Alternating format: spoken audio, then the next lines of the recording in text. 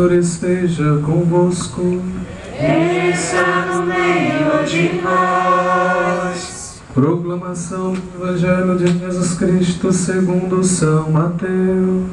Glória a vós, Senhor.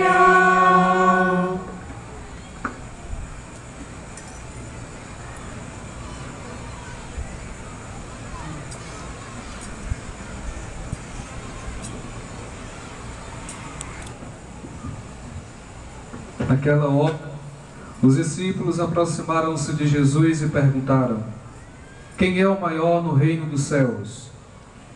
Jesus chamou uma criança, colocou-a no meio deles e disse: em verdade vos digo, se não vos converterdes e não vos tornardes como uma criança, não entrareis no reino dos céus. Quem se faz pequeno como esta criança, esse é o maior no reino dos céus. E quem recebe uma criança como esta, é a mim que recebe. Não desprezeis nenhum desses pequeninos, pois eu vos digo que os seus anjos nos céus veem sem cessar a face do Pai que está nos céus. Palavra da salvação. Glória a vós, Senhor.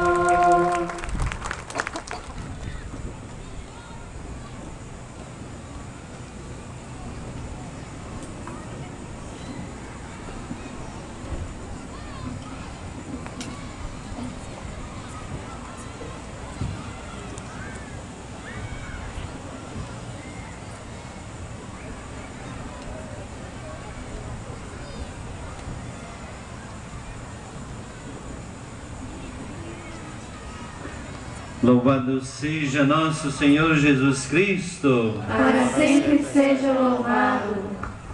Acho que vocês já estão cansados de ouvir tanta homilia, né? Tem paciência para mais uma?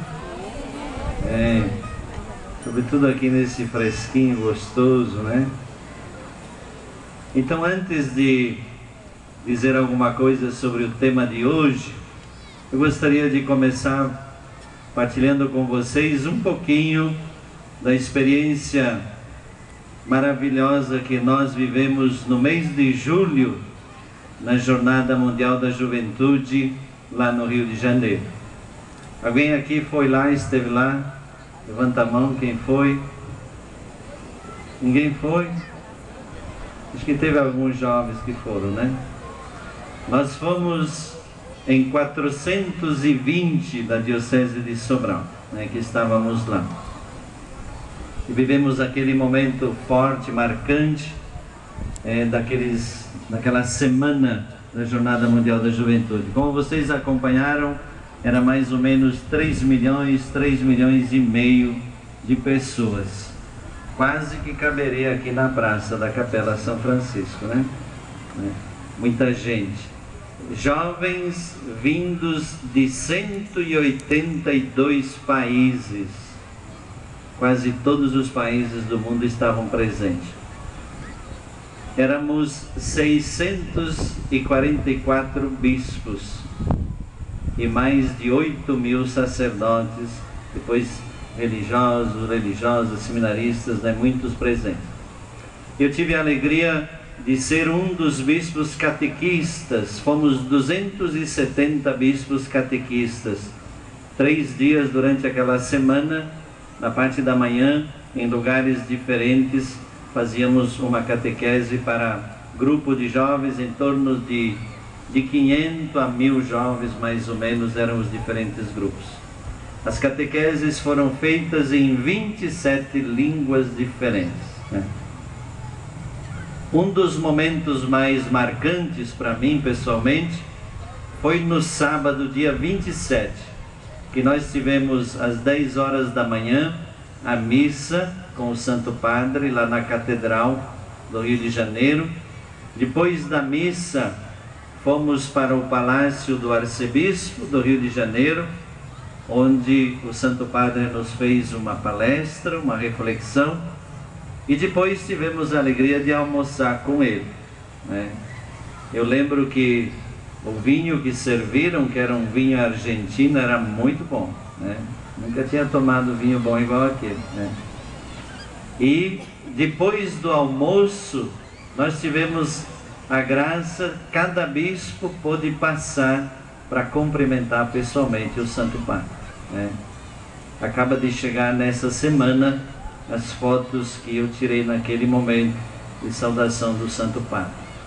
E naquele pequeno momento que estive com ele, eu disse para o Santo Padre que a Diocese de Sobral, nós estamos nos preparando para o centenário, para os 100 anos da nossa Diocese em 2015.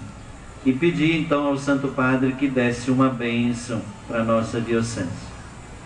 Aí ele respondeu em espanhol, disse: "Que bueno, que Deus les bendiga a todos." Então disse: "Que bom, que Deus vos abençoe a todos."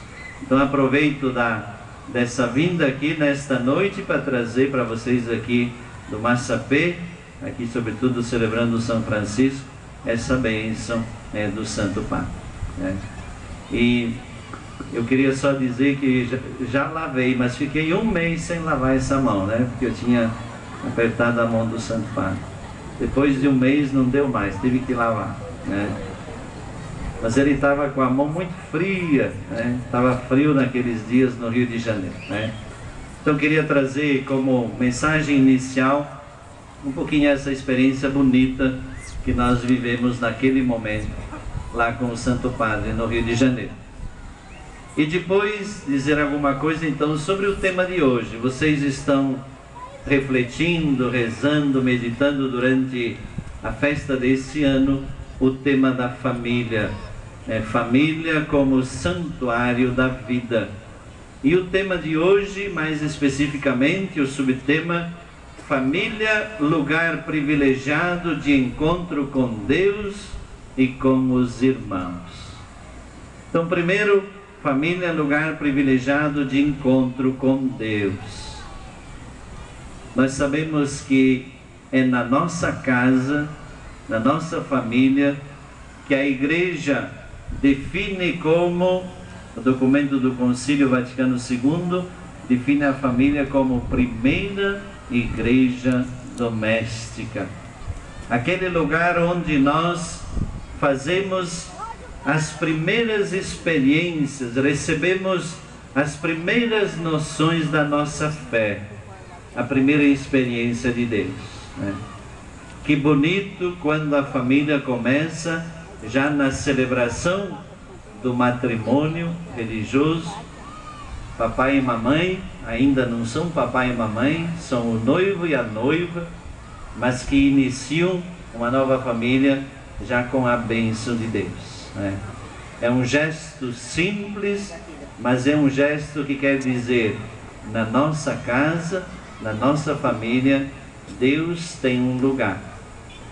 E eu costumo dizer, quando celebro algum matrimônio por aí, quando sou testemunha de algum matrimônio, é que o casamento, a gente pensa que o casamento é sempre entre duas pessoas, né? Mas não é verdade. O casamento verdadeiro se dá a 3 pessoas.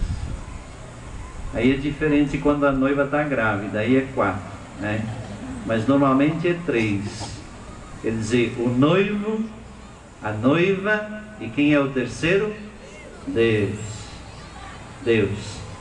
Casamento que começa a 3 tem tudo para dar certo. Quer dizer, a bênção de Deus, para dizer, no projeto que nós assumimos, na família que nós queremos construir, nós queremos começar com a bênção de Deus, né? Com a presença de Deus, né? Então, claro que tem algumas situações de pessoas que vivem um tempo juntos e fazem esse gesto depois, mais tarde. O importante é fazer, né? É fazer, para que a família comece já com essa presença e essa graça de Deus. E depois, na vida da família, quando começam a chegar os filhos, justamente, é no colo de papai e mamãe que nós aprendemos normalmente a fazer o sinal da cruz, a rezar as primeiras orações, né? Eu tenho orações que eu lembro ainda do meu tempo de criança. Eu lembro na frente da nossa casa, tinha hoje não tem mais porque é outro lugar, mas tinha uma árvore muito bonita, uma árvore que inclusive dava uma fruta chamada orvalha. E no final da tarde a gente sentava lá embaixo dessa árvore, papai tomava o chimarrão dele e às vezes nos ensinava as orações. Lembro também da mamãe, lembro da minha primeira professora que morava na nossa casa, que veio de outro lugar e nos ensinava as primeiras orações, né? Eu lembro algumas ainda assim, eu acho que vocês também conhecem. Com Deus eu me deito, com Deus me levanto, com a graça de Deus e do Espírito Santo. Santo anjinho, meu bom amiguinho, me leve sempre no bom caminho, e etc, né? Pequenas orações, aquela é a primeira experiência de Deus que começa então na nossa casa, na nossa família. O sinal da cruz, a Ave Maria, o Pai Nosso, né? E estas coisas não parecem, mas são muito importantes. São muito importantes porque elas ficam no nosso coração, ficam na nossa vida. Depois o tempo passa, a gente cresce, a gente muda também, porque a experiência de fé vai crescendo conosco, mas aquelas primeiras coisas a gente não esquece. E como elas são bonitas. Eu lembro quando papai e mamãe, sempre antes de dormir, a gente tinha que rezar o terço, né? Algumas vezes era chato, né? A gente queria dormir, estava cansado, não sei o quê, mas a gente participava daquele momento, mesmo sem ter muita motivação ou sem querer, mas aquilo marcou, aquilo entrou no coração, aquilo entrou na alma, né? E a gente carrega isso por toda a vida, né? Então, na família, esse lugar da primeira experiência de encontro com Deus, né? E também não só com Deus, de encontro com os irmãos, porque a gente tem que conviver com papai e mamãe, com nossos irmãos e irmãs, e ali onde acontecem as primeiras experiências de amizade, de carinho, de ajuda, mas também as primeiras experiências de briga, de raiva, de sentir raiva dos irmãos e das irmãs, de brigar, etc, etc. Mas nisso tudo também a experiência do perdão, de saber perdoar, a experiência da partilha, na nossa casa, sobretudo, bom, na minha família não somos muitos, somos 6 filhos, irmãos e irmãs, mas tem famílias, tinha na época famílias de 10, 11, hoje às vezes é 1, 2, mas quando a gente é muitos numa casa, a gente aprende a partilhar a comida que tem, o bolo que foi comprado, etc. Aquelas poucas coisas que tem, a gente sabe que não pode ficar só com um, é partilhado entre todos, né? Eu lembro a mamãe quando partilhava o prato de comida, ou às vezes a gente não gostava, ou não queria, começava a chorar e não quero comer. A mamãe pegava o prato e dizia, olha, tá aqui, ó. E colocava lá num lugarzinho, dizia, quando bater a fome, tá aqui, ó. Né? E a gente sabia porque não tinha outra coisa, né? Era aquilo. Mas isso nos ajudou, nos ajuda essa experiência da partilha na família, né? Então a convivência com nossos irmãos e irmãs, com papai e mamãe, depois isso nos ajuda na convivência da comunidade, na sociedade, com as outras pessoas, né? Por isso hoje em dia às vezes a dificuldade é de quem tem só um filho, etc, né? Cresce cheio de barba, não é verdade? É tudo para ele, não sabe partilhar porque não tem com quem partilhar, etc, etc. Isso traz também consequências depois, né? Por isso é muito mais difícil educar, eu acho, só um filho do que 3 ou 4 juntos, né? E essa experiência nós a vivemos e nós aprendemos na nossa casa, na nossa família. Por isso, queridos irmãos e irmãs, nós sabemos dos muitos desafios da família hoje, das dificuldades que nós temos. Uma das coisas que me chama a atenção fazendo as visitas pastorais em nossas paróquias. Esse ano já fiz 5, a próxima vai ser no Mucambo, 6 visitas pastoral, que o bispo fica 3 dias, sexta, sábado, domingo, com a sua equipe na paróquia, encontra os vários grupos, e nós fazemos também sempre um encontro com os diretores de escola e os professores da região da paróquia. E na última visita pastoral lá em Sobral, Nossa Senhora de Fátima, me chamou muita atenção o apelo dos professores e diretores de escola. Um professor dizia assim: Dom Odelir, vamos cuidar da família. Os professores que têm nossas crianças, nossos jovens, o dia todo na escola, sabem o que isso significa. Sabem às vezes das dificuldades, dos desafios. E a escola sozinha não pode cuidar dos nossos filhos. A família sozinha também já não pode cuidar dos nossos filhos. A igreja sozinha não pode cuidar das nossas crianças. Nós temos que nos unirmos, somar forças, juntos, fazermos um trabalho para cuidar da família, né? Por isso, uma das nossas prioridades como diocese é ter esta atenção, é ter esse cuidado. Porque às vezes os pais também se sentem sozinhos, né? E não sabem mais o que fazer. O diretor de escola dizia que às vezes o pai ou a mãe vão lá na escola e dizem: olha, cuida desse filho, não sei mais o que fazer. Então por isso, juntos, nós temos que ter esse cuidado e essa atenção. E aqui aparece sempre mais a importância, o valor, então, da família, como lugar dessa primeira experiência de fé, de encontro com Deus, e como lugar dessa primeira experiência também de convivência com as pessoas. A experiência da fraternidade, da partilha, do respeito, do perdão, do conflito, que é normal que aconteça, mas ao mesmo tempo, então, da reconciliação, e assim por diante. E gostaria de finalizar, então, esta mensagem com uma pequena parábola, um pequeno texto que nos ajuda a entender, então, ainda mais a importância e o valor da família. Uma catequista, e nós sabemos a importância da catequese também, esse trabalho que começa na nossa família, mas que continua na comunidade. Uma catequista pediu aos seus catequizandos que elaborassem um texto sobre o que gostariam que Deus fizesse por eles.